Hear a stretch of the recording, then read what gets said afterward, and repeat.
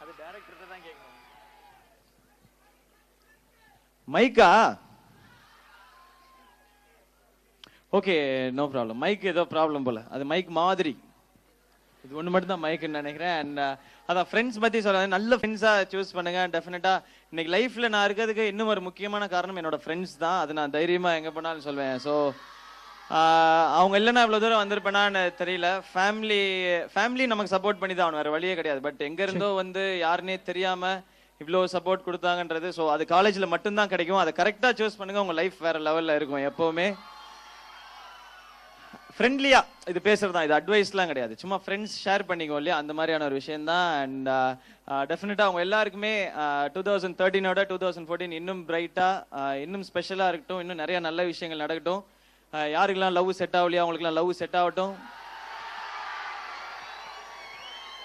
ஐயோ இந்த லவ் டார்ச்சரா இருக்குன்றவங்களுக்குலாம் அது டக்குன்னு புட்டுக்கிட்டோம். அந்த மாதிரி எல்லா நல்லதும் உங்களுக்கு நடக்கட்டும் இந்த 2014ல. அண்ட் ஸ்டடீஸ்லயும் இன்னும் பெட்டரா எல்லாருமே பெர்ஃபார்ம் பண்ணுவீங்க. Okay okay.